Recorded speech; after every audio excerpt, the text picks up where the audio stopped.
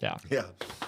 But anyway, thanks for being with us. Appreciate you starting the week with us. We are I think this is an interesting, I don't know if this is, I doubt this is anyone's favorite part of Romans, but it's a really intriguing part of Romans. It'll probably take us 2 days. It'll likely take us 2 days to get through it. It is a bear to translate. When you work through this in Greek, it's just a beating because Paul decides I don't need grammar. I'll just write things. But let's look at it today. We're verse 14, chapter 7, a heading called the inner conflict. For we know that the law is spiritual, but I'm of the flesh, sold into slavery under sin. So we have been, this is a summary of where we've been to this part. The law is spiritual, we are not.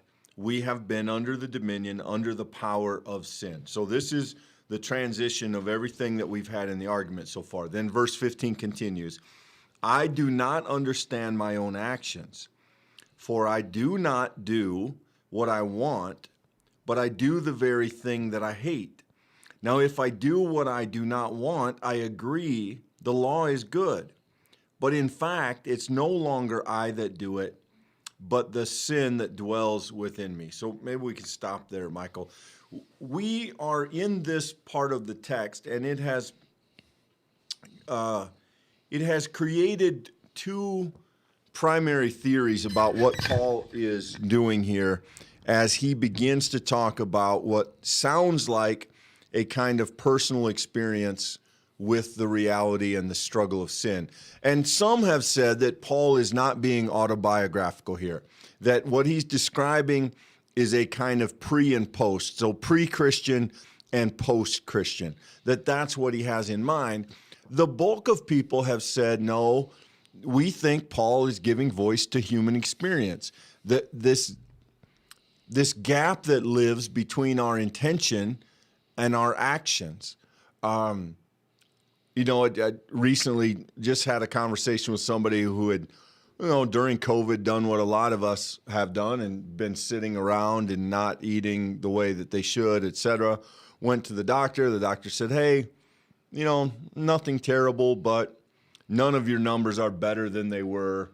You should probably do something. And so that person said, yeah, I know, right? Because we all have this, we know what we should do, but we fail to do it. And Paul is wrestling with that reality, and he's doing it spiritually. So if we have the law, I agree that the law is good, and yet I don't follow the law. And what is it that explains that shortcoming? Why can I aspire to do something good and at the same time accept the reality that I'm not doing it? And Michael, in my opinion, that's what he's going to lump under the word sin in this part of the book. Yeah, actually, these categories that you listed in verse 14, which you rightly point out is connected to our previous conversations, are absolutely essential to understanding what Paul's doing here. And unfortunately, I would argue that throughout the history of Christianity, we see this interpreted in lots of different ways, not all of them equally helpful. You get a sense here that Paul is talking about the law as its spiritual reality. He explicitly says that in verse 14. And then he's going to talk about the slavery that we have in sin, which is connected to this idea of the flesh. And this is where this has gotten dangerous.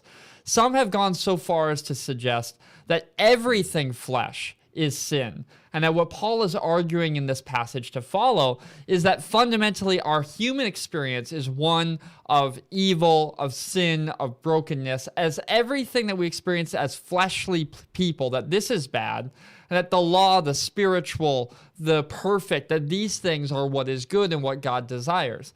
And I actually think that's a flattening of what Paul's saying here. I think it's a far better reading to recognize that Paul here is not talking about these things in opposition to one another. He's talking about them in tension with one another. The fact that sinfulness is so soul wrenching for Paul is because of his desire to follow the spiritual good. He wants to follow God's will, but yet it's this fleshly nature that's in tension with that he's caught in this sort of tug of war between the both. They're not opposed from one another. You can't divide between them. There's some organic connection that both exist at the same time, and to be Christian is to live in the middle. And the reason I start there, Clint, is sometimes people read this kind of text with a pretty extreme kind of viewpoint on one side or the other. And I think Paul's being really practical at this point as an illustration. He's done this numerous times already to illustrate the point that he's making, that these two things, the spiritual and the flesh, they live in this sort of uncomfortable tension. And to be Christian is to try to fall into that tension faithfully. One of the things that makes this passage intriguing is that Paul is not generally autobiographical in the writings we have in Scripture. He will refer to himself, but Paul is not that preacher who is always giving some story from his own life. He does that relatively frequently. And so there are those who have said, Paul doesn't kind of show this degree of humility is probably the wrong word, transparency, that Paul doesn't generally point to himself and say, this is how hard it is, and this is, I understand, and I get it wrong. In fact, often when Paul points to himself, it is as an example of what to do right. And so this passage has intrigued a lot of people as to whether or not Paul is speaking from his real experience, whether he has himself in mind. And, you know, Bible scholars with lots of letters before and after their name have argued that for years, and I don't think that we're in any position to settle it. I will say that whether Paul has himself in mind or not, I think we all find ourselves in it. And so as we continue here, just listen to what Paul says, and whether he means himself or not, I think that he captures human experience pretty well. Verse 17, in fact, it's no longer I that do it, but sin that dwells in me. For I know that nothing good dwells within me, that is, my flesh. I can will what is right, but I cannot do it. For I do not do the good that I want, but the evil I do not want is what I do. Now, if I do what I do not want, it's no longer I that do it, but the sin that dwells within me. And if you have ever struggled with behaviors that you know are not in keeping with your spiritual life, if you've ever tried to address some sin or some negative habit in your life, if you've ever tried to get a handle on your tongue or your anger or your criticisms or some other behavior, you know how difficult and how true these words are. I will to do good. In the right moments, we can commit ourselves entirely to what is right. And yet, in the living it out, we find ourselves failing and falling short over and over. And Paul is, to some extent, there's a setup here because he wants us to be on that treadmill with him. He wants us to confess that this is, in fact, our experience, because he's going to use that confession to take us somewhere new. But this is, I think, this is a very real moment for Paul, Michael. Not true in all of his writing, but this is, I think, very accessible for most of us. Yeah, it is, Clint, and yet it's also incredibly theological. I think that's what makes this passage so interesting, is because one of the reasons why Paul gets here is because you got to remember what he just recently talked about, the fact that we were buried with Christ, the idea that we died to sin. Well, if we died to sin, let me ask, how do we end up sinning? right? And that's exactly the thing that Paul is addressing here, because this is a shared common human experience.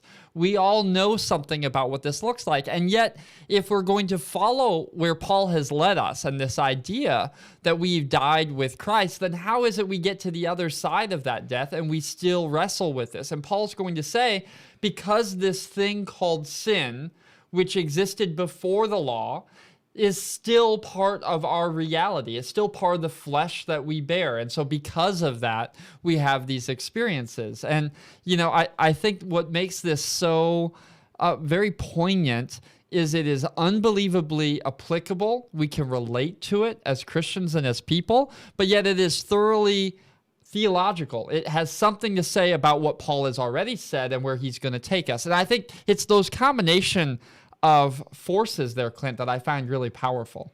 I also think in a subtle way, Paul is expanding his treatment of sin to this point, because we have primarily in the chapters and verses that lead up to this moment, we have primarily looked at sin as the moment we don't measure up. In other words, we have a law, and when we fall short of it or when we break it, then that is sin.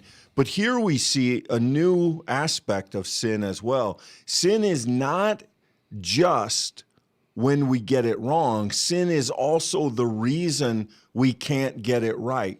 It is more than just the action or inaction.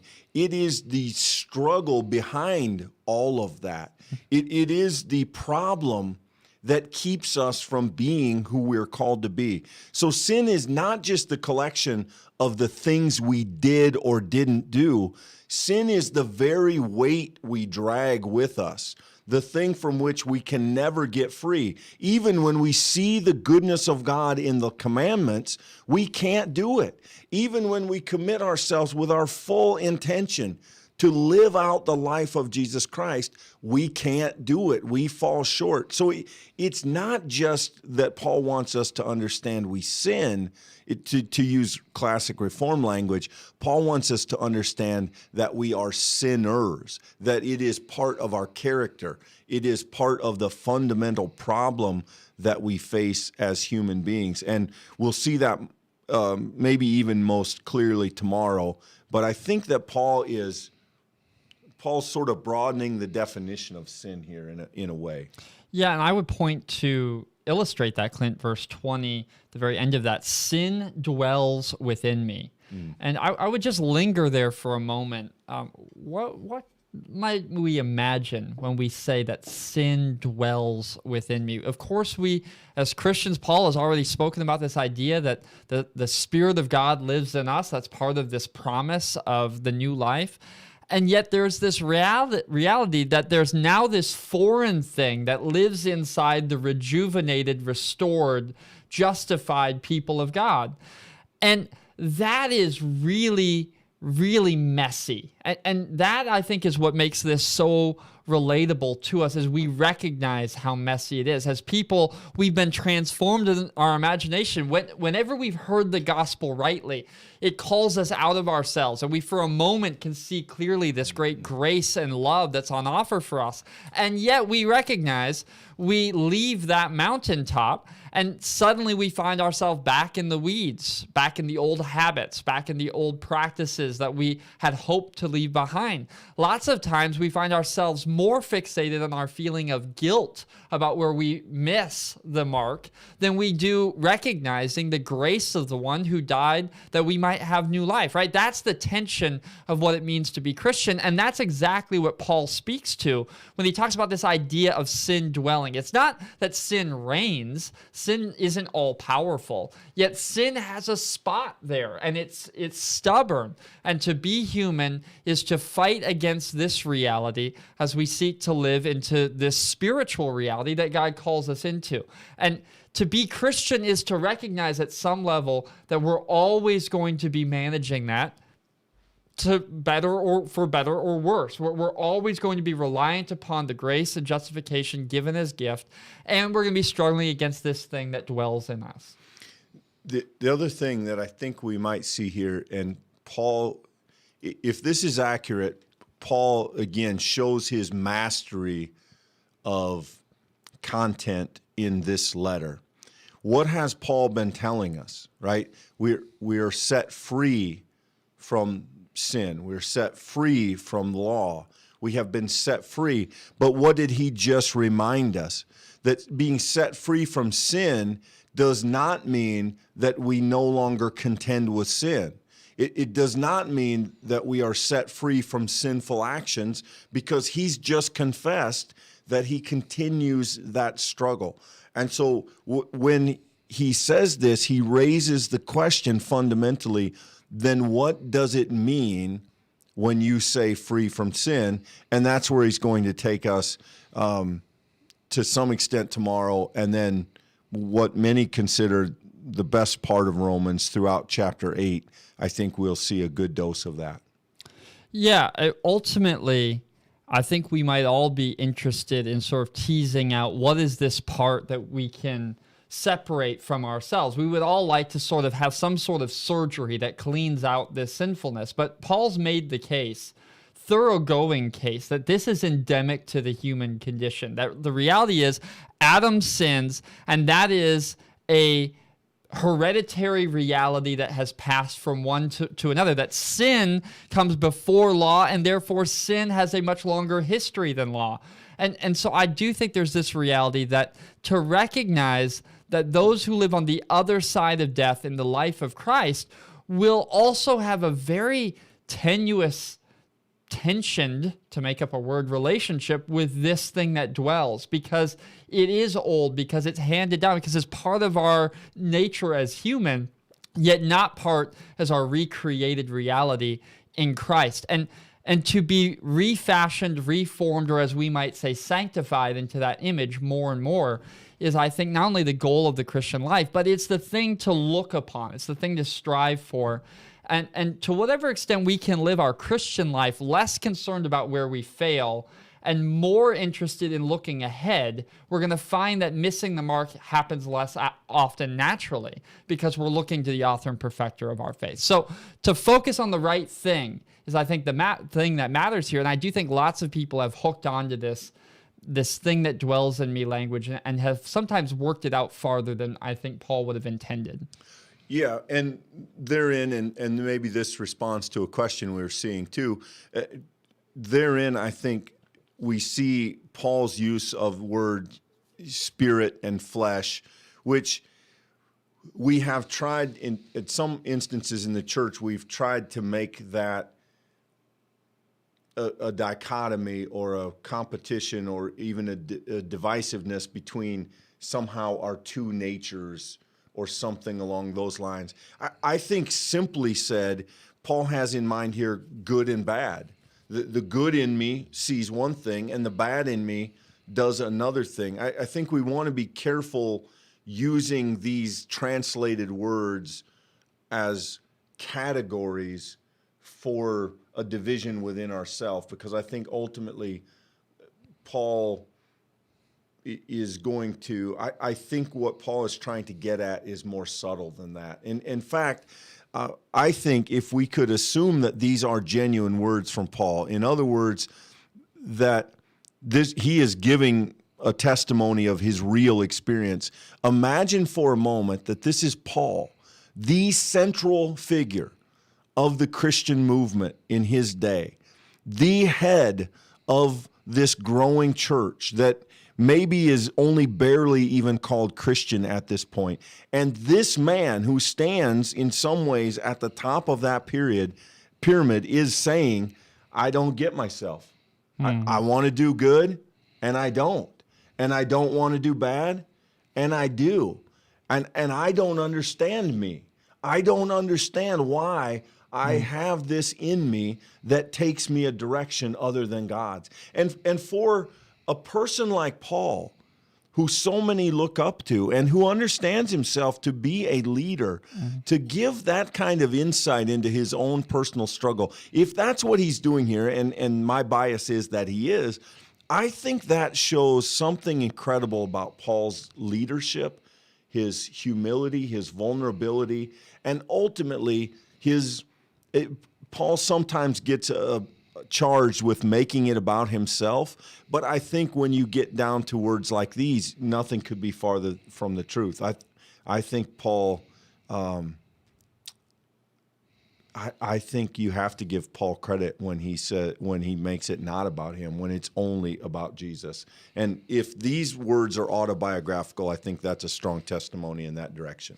Yeah, I think my final word here, Clint, today is don't miss tomorrow, because where this goes is actually really essential. If we stopped here, we would miss the force of what Paul's trying to say, because to whatever extent Paul recognizes this deep division within himself, he finds unification and hope in Jesus Christ. I'm not going to talk more about that. That's going to be in tomorrow's discussion.